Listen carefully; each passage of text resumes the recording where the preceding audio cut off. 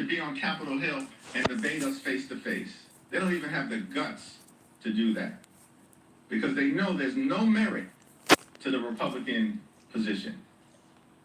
And it's one of the reasons why, subsequent to that White House meeting, it's been radio silence from the Republicans.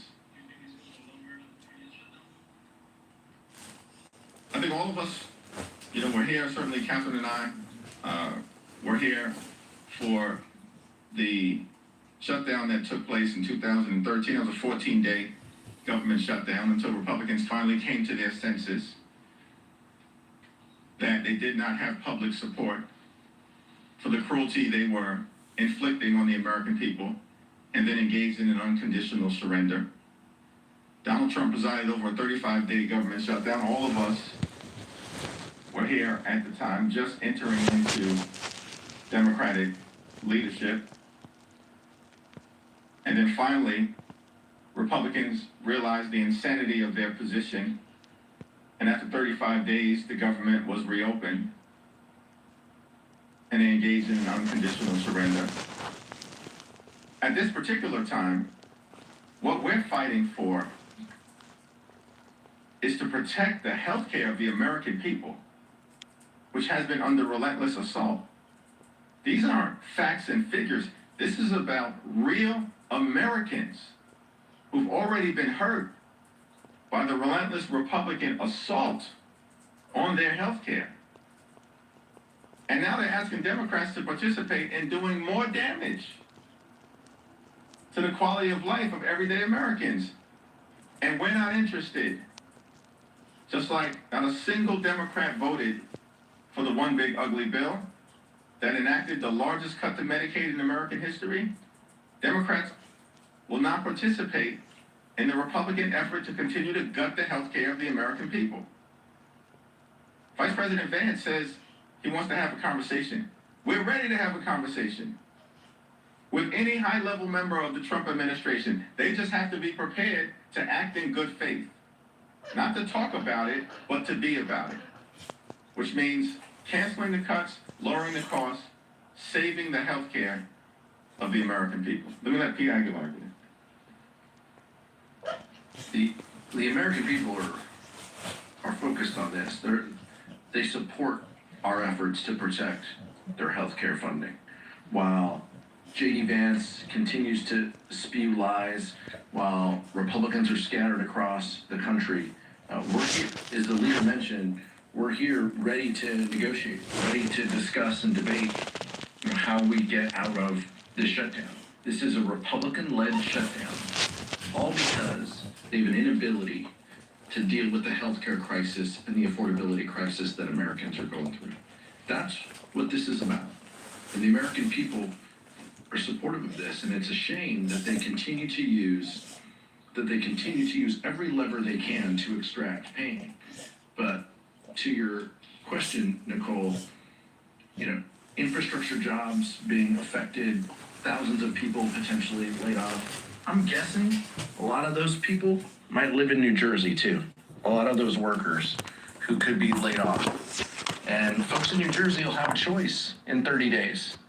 Do they want someone running for governor who supports Donald Trump, who supports delaying these infrastructure projects, or do they not? Those are some choices that employees will have to make and that working families will have to make. And I trust that they're going to make the right decision.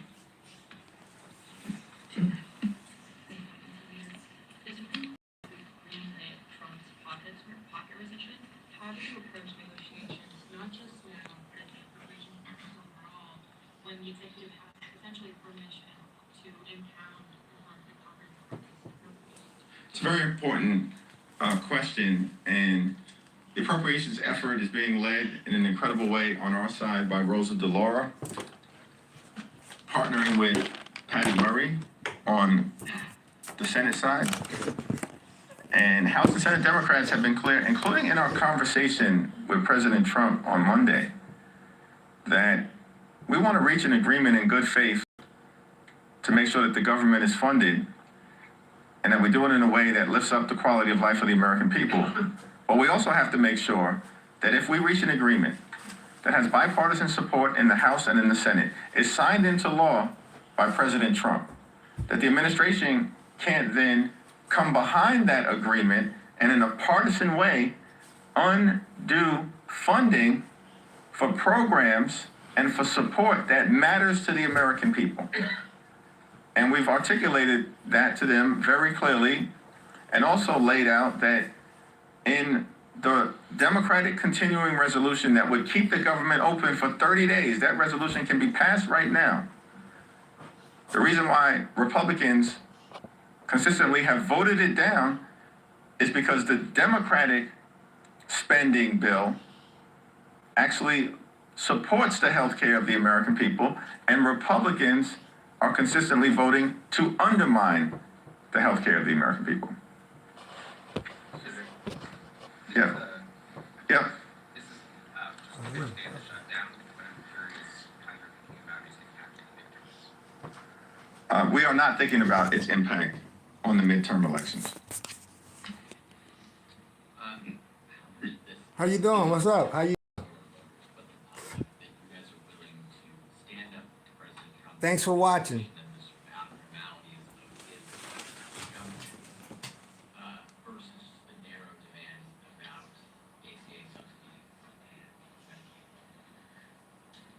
I would disagree with the premise of that question. The healthcare of the American people is not a narrow demand. It's central to their quality of life. Mike Johnson in the Oval Office meeting kept saying that healthcare is an extraneous issue. And I had to make clear, excuse me, the healthcare of the American people is not an extraneous issue. It's central to their quality of life. Central to their quality of life. Children, older Americans, people with disabilities or chronic illnesses can die. Here in America, the wealthiest country in the history of the world, in the absence of everyday Americans having access to the health care that they need and deserve. The health care of the American people is central. Now, there are a lot of other challenges that we have to confront with the Trump administration.